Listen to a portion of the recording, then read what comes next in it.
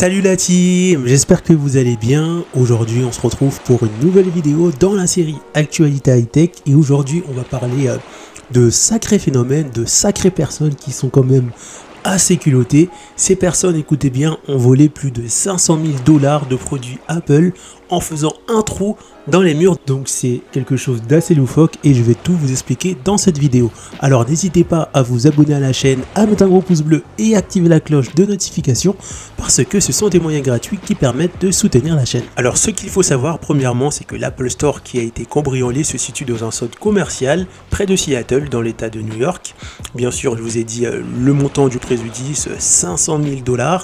Les voleurs étaient bien évidemment bien préparés. En fait, le vol s'est déroulé en début de soirée. Le centre commercial ainsi que l'Apple Store étaient fermés pour le reste de la journée. Donc les employeurs ont pu voir le vol que le lendemain malheureusement. Mais les voleurs ont trouvé un moyen assez ingénieux pour contourner le système de sécurité de l'Apple Store. Vous allez voir, c'est quand même ingénieux même si c'est mal en soi. Ils sont tout simplement entrés par effraction dans le magasin qui était juste à côté de l'Apple Store. Je vais m'expliquer. En fait, le magasin qui était un magasin de café qui vendait des machines à café expresso en l'occurrence, en fait cette boutique elle était juste adjacent à la boutique de Apple Store. Donc eux ils sont rentrés dedans, à mon avis ils ont dû faire des routes peut-être 2-3 semaines avant, voir pour tâter le terrain, voir si c'est possible de faire le vol et tout. Ils sont rentrés dans cette boutique qui vendait des machines à café et ils sont rentrés dans les toilettes et c'est dans les toilettes comme vous pouvez voir dans les images qu'ils ont percé un trou. Donc ils ont fait un trou dans les toilettes, un trou on va dire un peu en rectangle, carré, bref ils ont fait un trou dans les toilettes et ils sont passés dans ce trou forcément bien équipés à mon avis, etc.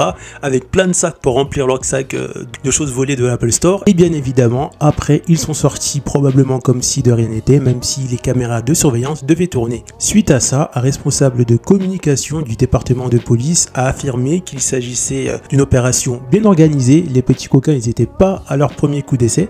Déjà parce que ces personnes-là portaient des gants, ils ont laissé aucune empreinte digitale et aussi à mon avis ils ont dû bien tâter le terrain plusieurs semaines avant, voire peut-être plusieurs mois avant de commettre leur méfait. Une chose intéressante à savoir, même si ces voleurs ont quand même réussi à voler 500 000 $ de produits Apple, si jamais ces voleurs décident d'aller vendre ça à d'autres personnes, malheureusement ces autres personnes risquent de se faire avoir. Parce que même si ces personnes achètent un produit Apple pas cher parce qu'il a été volé, Apple peut à tout moment le désactiver grâce au numéro de série IMEI à distance. Et ça malheureusement beaucoup de personnes ne savent pas ça, que Apple peut désactiver leurs produits à distance grâce à ça. C'est pas le premier vol dans un Apple Store et ça ne sera pas le dernier vol dans un Apple Store, tout simplement parce que déjà les produits Apple coûtent très cher comparé à la concurrence et que même un produit Apple d'occasion reste quand même cher parce que son prix va pas énormément baisser comparé au neuf. C'est ça l'avantage des produits Apple, c'est que même d'occasion le prix perd pas trop de sa valeur. Si par exemple on compare un téléphone Samsung et un téléphone Apple,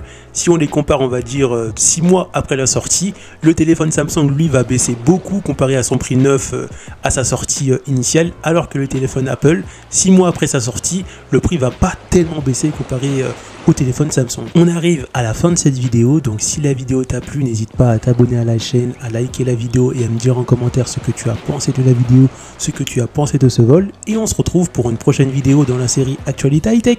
A plus la team! Pour retrouver d'autres vidéos sur l'actualité high-tech, cliquez sur les barres du numérique, après vous êtes abonné bien sûr, rendez-vous dans l'onglet playlist et là cliquez sur la playlist Actualité High-Tech. Donc pour l'instant on retrouve 11 vidéos, mais bien sûr je remettrai cette playlist à jour dans la mesure du possible. A plus la team!